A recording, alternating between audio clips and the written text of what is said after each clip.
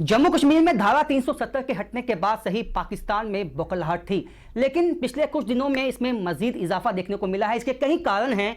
सबसे पहले तो यही है कि जिस तरह से पाकिस्तान की ओर से घुसपैठ की कोशिशों को नाकाम बनाया गया है भारतीय सेना की ओर से, और जहां जिस तरह से जितने भी विस्फोटक यहां पे लाए गए पुलवामा जैसी वारदात को अंजाम देने के लिए, उसको भी नाकाम किया गया है। अब पाकिस्तान जो अपना गुस्सा है जो वो निहत्थे सरपंचों के ऊपर निकालने में लगा है, जिस तरह से अजय पंटा को निशाना बनाया गया है जो कि अनंतनाग के गांव में सरपंच थे और कांग्रेस के लीडर थे। कहीं ना कहीं पाकिस्तान की बौखलाहट और खासकर जो उनके बचे खुचे आतंकवादी हैं उनकी मौजूदगी को जाहिर करने की जो एक उनके अंदर बौखलाहट कह सकते हैं, या उनके अंदर ये अपने एक वर्चस्व को बचाने की एक कोशिश है। इस पे सब पे बात करेंगे। हमारे साथ रक्षा विशेषज्ञ हैं, कैप्टन अनिल गौर हैं। सर, स्वागत है आपका वक्त इंडिया में। सबसे पहले सर ये बात करेंगे कि क्या मंशा क्या लगती है, क्या ये बौखलाहट है या कोशिश यही है कि जिस तरह से हमारा कैडर खत्म हो गया है, टॉप कमांडर्स मारे गए हैं, अब ये दिखाया जाए कि अभी भी हम कश्मीर घाटी में मौजूद हैं? देखिए, पाकिस्तान का जो सबसे बड़ी मंशा यही है कि ये जो कश्मीर घाटी जो है वो एक अनस्टेबल चीज़ जगह देखे, जहां वो दुनिया को ये बता सके कि देखिए जी यहाँ पे जो है ये मारामारी चल रही है, यहाँ पे दहशतगर्दी नहीं है। उनके लिए वो फ्रीडम फाइटर है कि ये कश्मीरी जो हैं ये खड़े हैं हिंदुस्तान की गवर्नमेंट के खिलाफ। ये जो मंशा है इसकी, ये ऑपरेशन टोपैक के से शुरू हुई थी जो जनरल जियाउल हक ने प्लान किया था, और ये 90 से उसी से चल रही है। अब जो है हालत आज ये है, आप देखिए जब से सेना ने ऑपरेशन ऑल आउट शुरू किया, नॉर्थ कश्मीर इन्होंने साफ कर दिया मिलिटेंसी से, ईस्ट भी साफ कर दिया, वेस्ट भी साफ कर दिया, साउथ भी तकरीबन साफ है। सिर्फ एक दो डिस्ट्रिक्ट्स हैं जहां पर ये थोड़े से मिलिटेंट्स हैं, और अब ये पूरा क्लियर हो गया है कि तकरीबन ये 20-25 हैं ये जो फॉरेन मिलिटेंट्स हैं, और तकरीबन 100 के करीब है जो ये होम ग्रोन मिलिटेंट खड़े हुए हैं, जो वो सोच के कि जी हम बंदूक के साथ बहुत अच्छे दिखते हैं फोटोग्राफ के अंदर, हमने बंदूक के जैसे वो कॉबॉयज होते थे ना पुराने ज़माने में, जो वाइल्ड वेस्ट की तरह, उस तरीके से पोज करके कि हम जी मिलिटेंट हैं, हम ये, तो ये लोग हैं। लीडरशिप इनकी ख़त्म हो गई है। जितने टॉप कमांडर थे आप देखिए, बुरहान वानी से लेके आज तक चाहे वो जितने टॉप कमांडर सब साफ हैं। अब उसी के लिए पाकिस्तान ने क्या किया है कि ये जो जैश ए मोहम्मद और हिजबुल मुजाहिदीन वगैरह सारे इनके ये बचे खुचे जो हैं, इनको एक नया जामा बना दिया। क्या है वो? TRF, जो तहरीक रेजिस्टेंट फ्रंट, वो एक जामा बना दिया इसको कि ये लोगों को दिखाने के लिए कि नहीं जी हम अभी भी बड़े हैं, तगड़े हैं।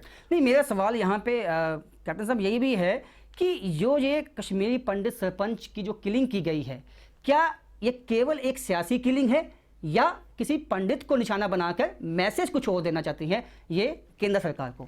देखिए, मैं उसी के ऊपर आ रहा था। ये जो TRF बनाई है, आपको याद होगा कुछ दिन पहले TRF ने एक संदेशा दिया, एक पोस्टर भी लगाया और उन्होंने एक वीडियो भी जारी किया जिसमें उसने कहा बड़ा क्लियरली कि कोई भी हिंदुस्तान से कोई भी जो आएगा, अब क्योंकि आर्टिकल 370 खत्म हो गया, 35 ए खत्म हो गया है, और अब कोई भी अगर यहाँ पे बसने आएगा हम उसको एज RSS जो वर्कर लेंगे और उसको मार देंगे। मंशा क्या है कि हिंदुओं को उन्होंने नहीं बसने देना यहाँ पे, क्योंकि जो इनका जो बेसिकली। तो आप ये कहना चाहते हैं कि एक दफा फिर से हिंदुओं का जेनोसाइड हो सकता है कश्मीर घाटी में? जो बचे कुचे कश्मीरी पंडित वहां पे, चाहे वो नौकरी में लगे हैं, चाहे वो PM पैकेज के तहत गए हुए हैं, या बाकी जो कश्मीरी फैमिलीज हैं, उनको निशाना बनाया जा सकता है आने वाले दिनों में? देखिए, जो इनकी मंशा है, जो ऑपरेशन टोपैक और इसके आगे की जो मंशा है, अब ये है उसके अंदर कि इसको जो है कैलिफेट में हम बदलें। आपने देखा पीछे जो है ओवरऑल जो इनका जो एक रिटर्न जो स्टेटमेंट्स आए हैं, जो इनके पोस्टर्स लगे हैं, जो इनके वीडियो मैसेजेस हैं, उसमें क्या है? उसके अंदर यही है कि इसको कैलिफेट बनाना, जैसे ISIS ने कोशिश की है मिडिल ईस्ट में बनाने की। तो उसके अंदर सबसे बड़ी चीज़ क्या थी कि हिंदुओं को पहले भगाना, और उसमें कश्मीरी पंडित जितने हैं उनको सबको भगाया यहाँ से। अब जो है जो बचे कुचे हैं वो आप देखिए आए दिन, ये तो अभी भारती जी की जो है अशोक पंडिता की किलिंग जो अभी हुई है, इससे पहले भी आप देखें कि बीच में कभी कोई सिख, कभी कोई कश्मीरी पंडित, कभी कोई इवन जो बुद्धिस्ट है वो उनको मार रहे हैं। सिलेक्टिव किलिंग, ये नहीं कि मतलब कि एन मास, पर सिलेक्टिव किलिंग, जो ज्यादा वो बोले, जो ज्यादा करे। अब अजय भारती आप देखिए सरपंच था जी, जब कोई भी पार्टी यहाँ पे नहीं मतलब कि ना नेशनल कॉन्फ्रेंस, ना जो दूसरी है कांग्रेस भी, ये कांग्रेस की तरफ से नहीं लड़ा, एज ए इंडिपेंडेंट खड़ा हुआ। तो इसको नहीं, लेकिन जो इसकी तस्वीरें हैं, ये कांग्रेस की जो आला कमान है, चाहे अंबिका सोनी हैं, चाहे वो गुलाम अहमद मीर हैं, इनके साथ ये इनके काफ़ी उठना बैठना था और कांग्रेस के लिए काफ़ी प्रचार भी इन्होंने किया है। लेकिन आपने कहा यहाँ जो संघ की जो गतिविधियाँ यहाँ पहले हुई, उसको रोकने के लिए ये इनके एक तरह से इनको निर्देश आए होंगे वहाँ से, बॉर्डर पार से। लेकिन आपको लगता है कि कहीं ना कहीं जो सुरक्षा की मांग की गई थी पंचों की ओर से, सरपंचों की ओर से, उनको ये अंदेशा था कि इस तरह का अटैक हो सकता है, कहीं ना कहीं विफलता है यहाँ पे जो एजेंसीज हैं या सरकार है यहाँ पे? नहीं, देखिए, पहली बात तो एक चीज़ समझनी होगी कि हर एक इंसान को सुरक्षा नहीं दी जा सकती। आपने देखा लेफ्टिनेंट उमर फयाज भी मारा गया जब वो शादी पे अटेंड करने आया था, ठीक है, एज ए सिविलियन मतलब घूम रहा था, उसको मारा गया। ये जो होती है, ये टारगेटेड किलिंग होती है सेंसेशनलाइज करने के लिए। ये जो है, क्योंकि सबसे पहली चीज़ है, जब काडर सारा इनका उड़ गया, लीडरशिप खत्म हो गई, जो इन्होंने प्लान किया, जो इनको अभी जो आईडी एक्सपर्ट जो फौजी बाबा था, वो इतने सालों से जो था, उसको भी मार दिया अभी इन्होंने। और अब जो आज की डेट में आप देखिए 9 मिलिटेंट जो हैं वो 2 दिन में मारे गए हैं। और अब जो लीडरशिप जो है सारी की सारी इनकी खत्म हो गई। तो वहां से जो मैसेज पाकिस्तान से है, आईएसआई से है कि आप कोई सेंसेशनल किलिंग करो। और उसमें सेंसेशनल किलिंग में मैं कहूंगा कि अजय पंडिता जो है वो हो गया। बेसिकली जो चीज है कि ये जो सुरक्षा देनी है हर एक को, वो तो थ्रेट परसेप्शन पे होती है। अब हर एक नागरिक को तो आप दे नहीं सकते। दूसरी बात यह है जो मिलिटेंट जो नहीं, है, ऐसा सुनने में आया है कैप्टन साहब के जो ये अजय पंडिता हैं, इन्होंने सुरक्षा की मांग भी की थी। तो कहीं ना कहीं आपको लगता है कि जो ये सॉफ्ट टारगेट हैं, खासकर कश्मीरी पंडित, आपने कहा कि उनको इसलिए भी निशाना बनाया गया होगा क्योंकि एक संदेश देना चाहते हैं और एक सेंसेशनल किलिंग करना चाहते हैं, क्योंकि इसमें एक मैसेज भी जाता है कि 30 साल पहले जो उन्होंने किया वो फिर से कर सकते हैं।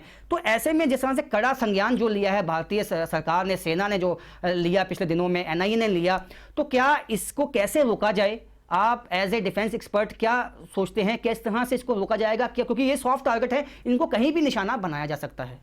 देखिए, पॉलिटिकल किलिंग्स जो हैं वो चलती रही हैं। पीडीपी के भी जो सरपंच हैं वो मारे गए हैं, पीडीपी के जो उनके डिस्ट्रिक्ट के प्रेसिडेंट हैं वो भी मारे गए हैं, नेशनल कॉन्फ्रेंस वाले भी मारे गए हैं। ये जो सिलेक्टिव किलिंग्स है ना, ये जो है ये सेंसेशनलाइज करने के लिए होती हैं जी, कि आईएसआई का संदेशा आया कि भाई आप ऐसे टारगेट को मारो ताकि उसकी क्या हो, हेडलाइंस बने जी। ये उसके लिए होती है। ये बेसिकली एक डर फैलाने के लिए होती है बीच में, लोगों के बीच में, कि देखिए आप जो है हम अभी भी हैं यहाँ पे, आप ये मत सोचो कि हम खत्म हो गए। बट ऑन ग्राउंड रियलिटी क्या है आज आप देखें जी, जितनी आप ये देखें जनवरी से लेकर आज तक अभी कितने जो मिलिटेंट्स हैं मारे गए, 110 से ऊपर है जी जी। कैसे मारे गए हैं? उनकी इंफॉर्मेशन दे रहे हैं कश्मीर के लोग। मैं कहता हूं अवाम जो कश्मीर का है वो खड़ा हो गया है इसके खिलाफ, और वो दे रहा है इनको जो सिक्योरिटी फोर्सेस को इंफॉर्मेशन। इसीलिए पीछे आपने देखा जब ये नाइको जिंदा था, इसने तो पूरा एक वीडियो जाके उसने पोस्टर बॉय बन चुका था वो, और कहा कि जी जब कोई आता है आपके घर में आप किसी से बात मत करें, अपने रिश्तेदारों को भी मत बताएं, क्योंकि इतने डरे हुए हैं, इनको ये नहीं पता कि कौन इंफॉर्मेशन दे रहा है। इसका मतलब क्या है? इसका मतलब ये है कि कश्मीर का आवाम जो है, कश्मीरी लोग जो हैं, वो इसके खिलाफ खड़े हो गए हैं। एक कैप्टन साहब, मैं यहाँ पे आपको पूछना चाहूँगा कि जिस तरह से घुसपैठ की कोशिशों में तो इनको नाकामी मिली है पिछले दिनों में पाकिस्तान को, चाहे वो मेंढर का इलाका हो, पुंछ के इलाके हों, हालांकि इन्होंने कोशिश बहुत की वहाँ से, लेकिन इतनी बौखलाहट क्यों है? इसी वक्त क्यों बौखलाहट है कि हम ज़्यादा से ज़्यादा घुसपैठ करवा सकें, आईडी प्लांट कर सकें? हालांकि जो आईडीज़ हैं उनको निष्क्रिय बनाया गया है, लेकिन हमारी सिक्योरिटी एजेंसीज अगर 100 बार ठीक, 99 बार ठीक रहती हैं, एक बार वो गलती भी कर सकती हैं।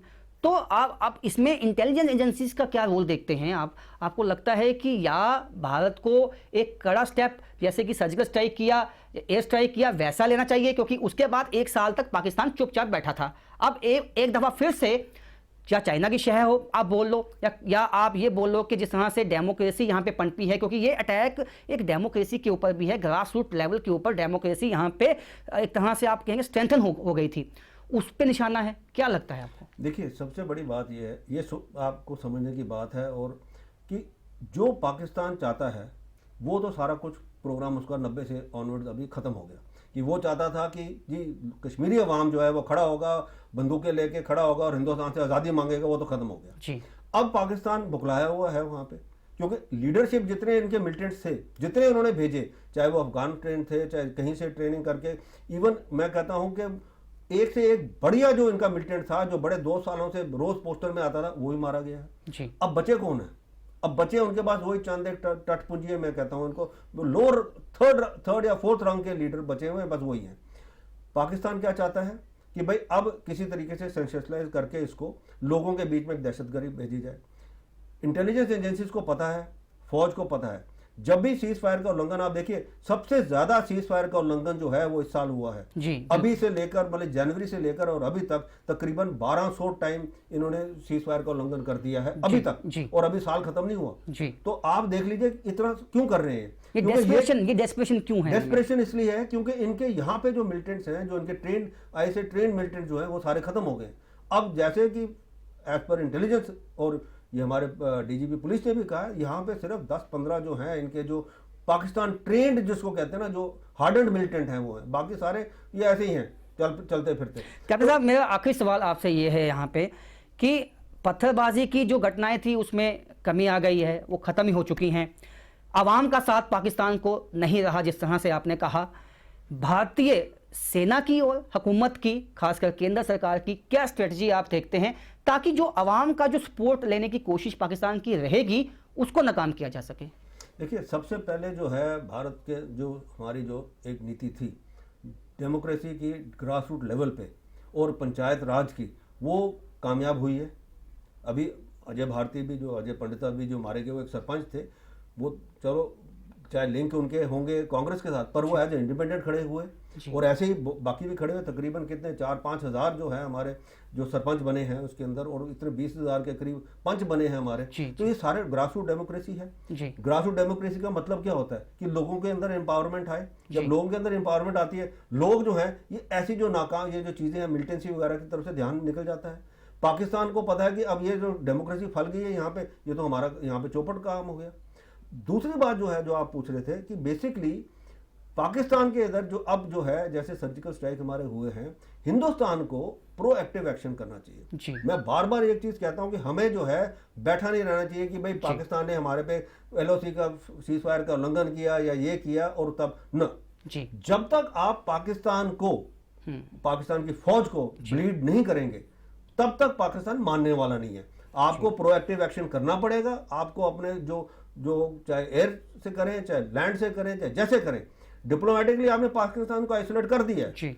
पर आज चीज़ ये है, चाहे जो आज की मांग है वो ये है कि हमारी फौज और हमारी एयरफोर्स वगैरह का इस्तेमाल करके आप इसको जो है न्यूट्रलाइज करें, ताकि इनको पता लगे कि हिंदुस्तान के साथ पंगा लेना, हिंदुस्तान के साथ करना बहुत महंगा पड़ेगा। बहुत बहुत शुक्रिया। जिस तरह से कैप्टन अनिल गौर ने कहा कि प्रोएक्टिव एक्शन लेना होगा पाकिस्तान के खिलाफ, अगर उसको उसके नापाक मंसूबों में रोकना है, तो इसी के साथ हम इनसे इजाज़त लेंगे। सर, बहुत शुक्रिया, आप वक्त इंडिया पे आए और अपना जो आपने चर्चा की हमारे साथ और एक वैल्यूएबल जो हमें बातें बताई उसके लिए शुक्रिया। Thank you ji.